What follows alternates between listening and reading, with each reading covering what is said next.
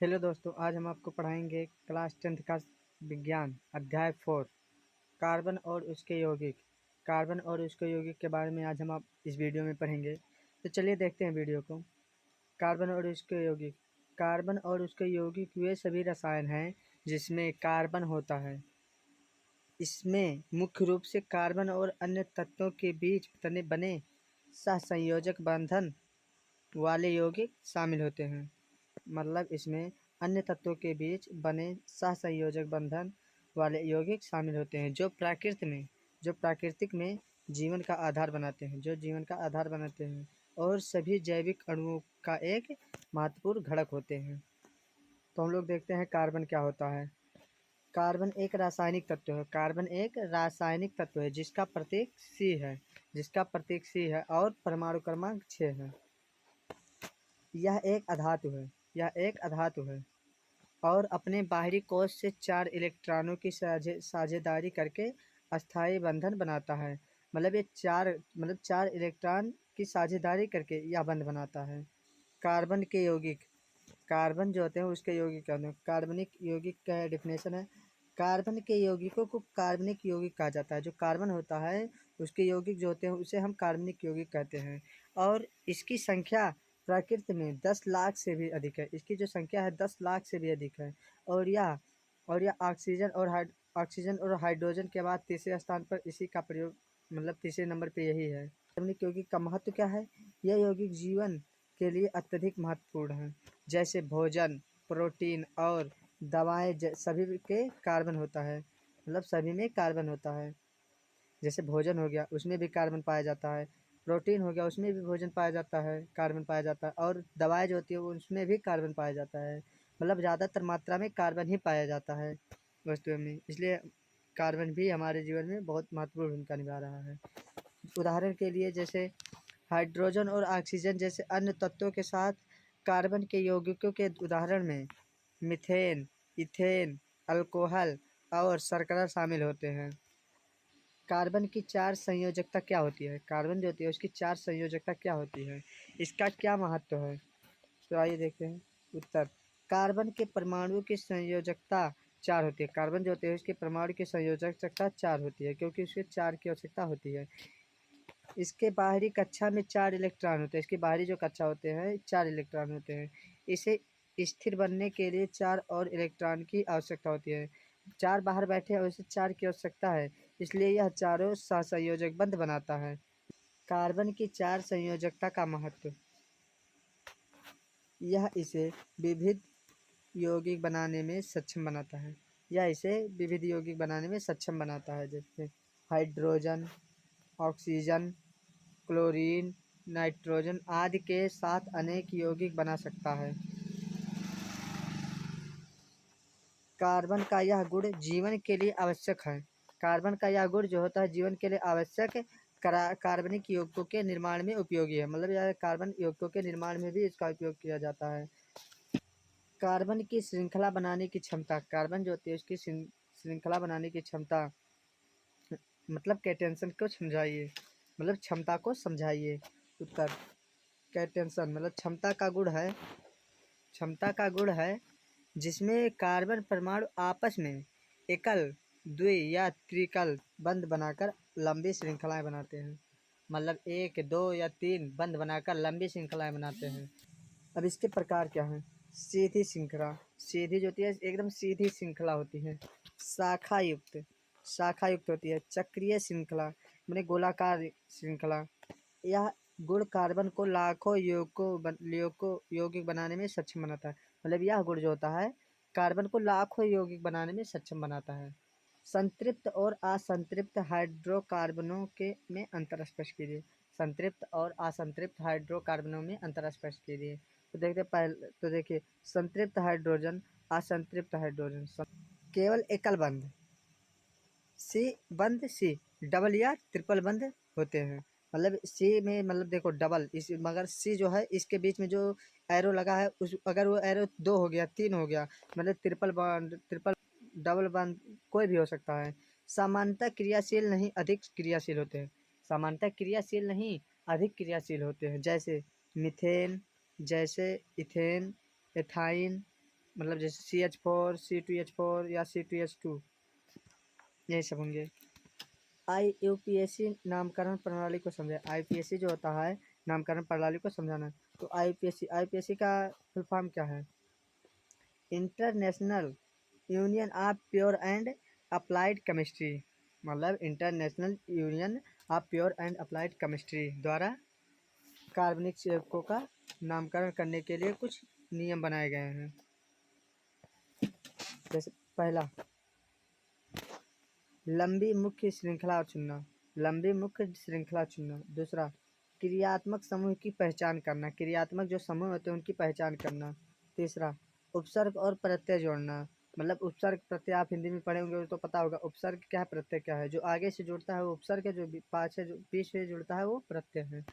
चौथा, स्थित संख्या देना, स्थित संख्या देना मतलब जो संख्या देना वो एकदम स्थित स्थान पे जहाँ देना वहीं देना। उदाहरण, C2H5OH का नाम एथेनॉल है, मतलब C2H5OH का नाम जो है एथेनॉल है। और CH3COOH का नाम जो है एथेनॉइक अम्ल है, एथेनॉइक अम्ल। तो आप लोग सूत्र को ध्यान से पढ़िएगा और समझिएगा कौन सा सूत्र कहाँ है, किसका कौन सा सूत्र है। एथेनॉल के गुण और उपयोग लिखिए। एथेनॉल जो होता है उसके गुण और उपयोग क्या क्या है ये बताइए। तो एथेनॉल के गुण क्या हैं? रंगहीन, एथेनॉल जो होता है रंगहीन, तीव्र गंध वाला, जल में घुलनशील ज्वलनशील होता है, मतलब जो होता है ये रंगहीन, मतलब रंग से भरपूर होता है, रंगहीन होता है। तीव्र गंध वाला मतलब बहुत गंध, इसकी गंध बहुत तीव्र होती है। जल में घुलनशील मतलब जल में घुल जाता है, जैसे पानी में चीनी घुल जाता है, नमक घुल जाता है, उसी प्रकार मतलब जल में घुल जाए। ज्वलनशील, जो ज्वलन उत्पन्न। उपयोग, इसके उपयोग क्या क्या हैं? गुण हो गया, उपयोग क्या क्या है? औषधियों में इसके गुण और इसका उपयोग कहाँ कहाँ होता है? औषधियों में होता है, सैनिटाइजर में होता है, ईंधन के रूप में होता है, अल्कोहलिक पेय में होता है, मतलब अल्कोहलिक जहाँ बनता है, अल्कोहल बनता है वहाँ पर यूज होता है इसका प्रयोग। एथेनॉइक अम्ल क्या होता है? एथेनॉइक अम्ल क्या होता है? इसके गुण और उपयोग लिखिए, इसके गुण और उपयोग लिखना। तो देखिए रासायनिक सूत्र क्या है इसका? CH3COOH। एथेनॉइक का सूत्र है CH3COOH। इसका उपयोग क्या क्या है? सिरका बनाने में, इसका उपयोग सिरका बनाने में किया जाता है। गन्ने से जो रस निकलता है उसको, उसका यूज करके हम सिरका बनाते हैं, उसमें इसका प्रयोग किया जाता है। खाद्य संरक्षण में, खाद्य संरक्षण में, रासायनिक अभिक्रियाओं में।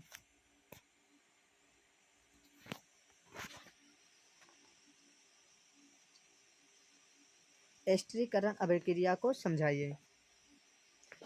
तो देखिए, जब एथेनॉल और एथेनॉइक अम्ल को गर्म किया जाता है, जब एथेनॉल और एथेनॉइक अम्ल को एक साथ गर्म किया जाता है तो यह एस्टर और जल बनाते, तो यह एस्टर और जल बनाते हैं, मतलब एस्टर और जल दोनों बनाते हैं।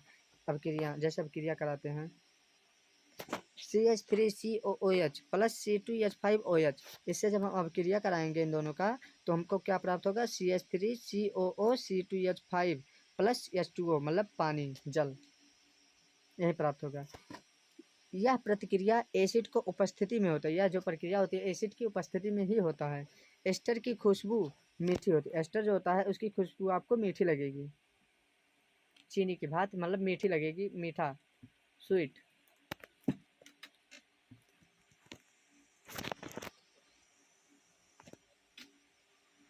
साबुन की सफाई क्रिया को समझाएं, मतलब साबुन की सफाई की क्रिया मतलब क्या, कैसे होता है साबुन की सफाई से, मतलब साफ कैसे हो जाता है। देखो साबुन में दो सिर होते हैं, साबुन में दो सिर होते हैं। पहला हाइड्रोफोबिक भाग, हाइड्रोफोबिक भाग, हाइड्रोफोबिक भाग, जैसे उसमें तेल और मिट्टी से जुड़ता है, तेल और मिट्टी से जुड़ता है। और दूसरा हो गया हाइड्रोफिलिक, हाइड्रोफिलिक भाग, हाइड्रोफिलिक भाग जो जल से जुड़ता है, मतलब ये जल से जुड़ता है। जैसे साबुन का अणु माइसिल, साबुन का जो अणु होता है माइसिल ये भी मतलब माइसिल, माइसिल बनकर मैल को हटाता है, मतलब साबुन जो होता है, साबुन के जो अणु होते हैं वो माइसिल बनकर मैल को हटाते हैं, धुल देते हैं, एकदम साफ कर देते हैं।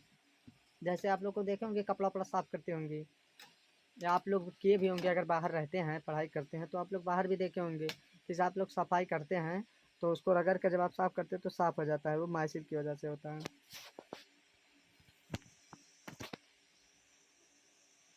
डिटर्जेंट और साबुन में क्या अंतर? डिटर्जेंट, डिटर्जेंट मतलब भूल गए होंगे, डिटर्जेंट साबुन होता है।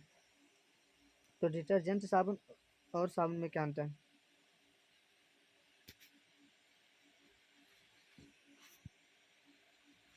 डिटर्जेंट और साबुन में क्या अंतर होता है? डिटर्जेंट और साबुन में क्या अंतर होता है? तो आइए देखते हैं। साबुन डिटर्जेंट प्राकृतिक वसा से बनता है, मतलब जो होता है साबुन डिटर्जेंट प्राकृतिक वसा से बनता है। कृत्रिम रसायन से बनता है, कृत्रिम रसायन से भी बनता है। कठोर जल में प्रभावी नहीं, कठोर जल में प्रभावित नहीं होता है। कठोर जल में भी कार्य करता है, मगर कठोर जल में भी इसका कार्य होता है, कार्य भी करता है। जैविक रूप से अपघटन, कभी कभी अपघटन, अपघटत अपघटत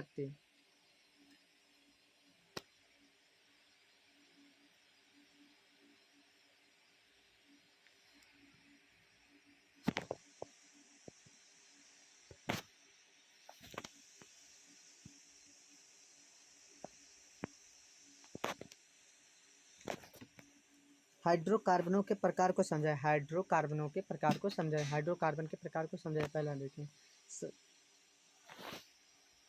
क्या हुआ है?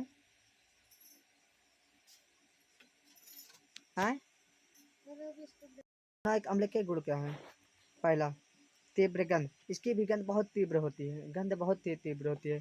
खट्टा स्वाद, इसका स्वाद भी खट्टा हो जाता है। खटाई आप खाते हैं खट्टा होता है। फुल्की खाते हैं, कहीं कहीं फुल्की का पानी खट्टा डालते हुए खट्टा पदार्थ।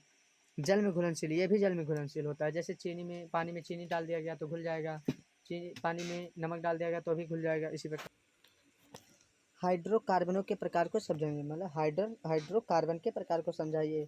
पहला संतृप्त हाइड्रोकार्बन, सी मतलब एकल बंध, सी बंध सी मतलब एकल बंध है ये। उदाहरण के लिए मिथेन CH4, एथेन CH2H6।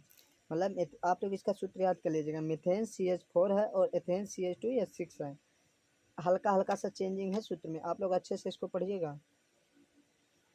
दूसरा असंतृप्त हाइड्रोकार्बन, तो एल्कीन, एल्कीन जो होता है डबल बंद होता है, एल्कीन जो होता है डबल बंद होता है। इसका एथीन, एथीन जो होता है C2H4, एथीन का जो सूत्र होता है C2H4 होता है।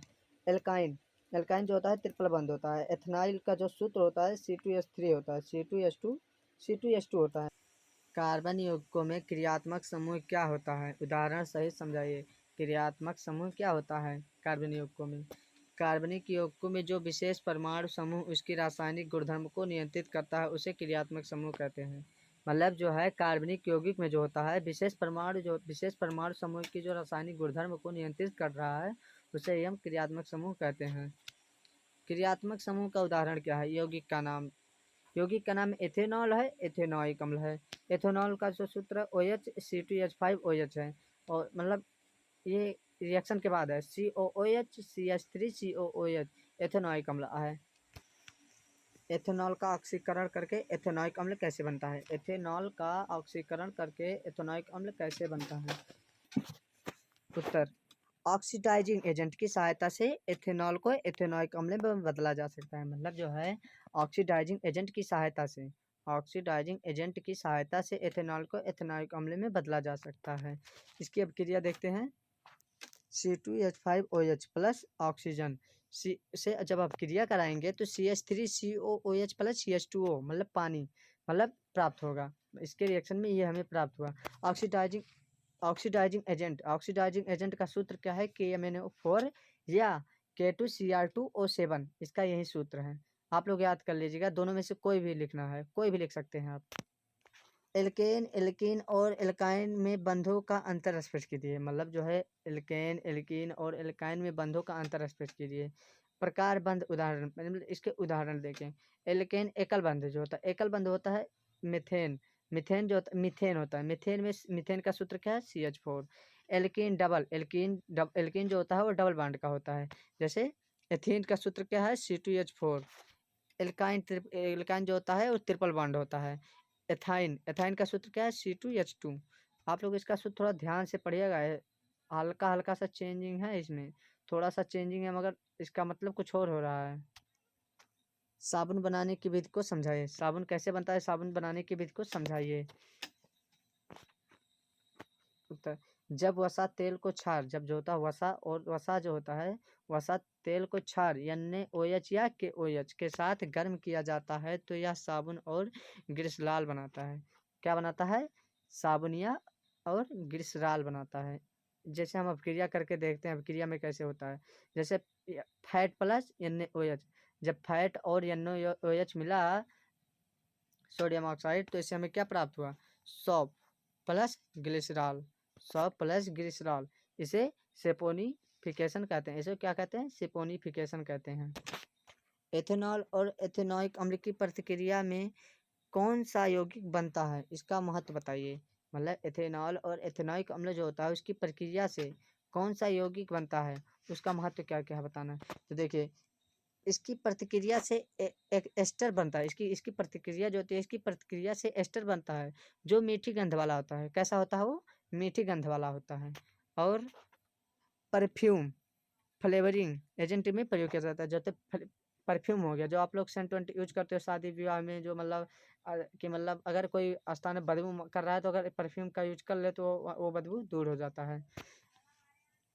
लेकिन शादी ब्याह में इसका यूज करते हैं कि मतलब गम के देखे, हाँ क्या लगाया है, सेंट मार के आया है। अब क्रिया इसकी कराएंगे CH3COOH प्लस C2H5OH OH। इससे जब हम अभिक्रिया कराएंगे तो CH3COO C2H5 ये प्राप्त होगा प्लस H2O मतलब पानी, जल प्राप्त होगा। तो दोस्तों आज आपका 4th चैप्टर एंड होता है। तो अगला चैप्टर आपका 1-2 दिन के कल कोशिश करेंगे कि आपका अगला चैप्टर 5 आ जाए, चैप्टर 5 आ जाए। ठीक है। तो आपको लोगों को वीडियो अच्छा लगे तो वीडियो को लाइक और सब्सक्राइब जरूर करें और अपने दोस्तों के पास भेज दें, ताकि इसका फ़ायदा दोस्त लोग भी आपका उठा पाएँ। और आप लोग जो ये क्वेश्चन आंसर है, आप इसका स्क्रीनशॉट लेके आप लोग इसका एक कॉपी बना लीजिएगा ताकि पढ़ने में आसानी हो। तो मिलते हैं अगले वीडियो में, तब तक के लिए आप लोग रेगुलर पढ़ाई करते रहिए। 2026 में आपको 90+ लाना है। तो चलते हैं अगले वीडियो में। धन्यवाद।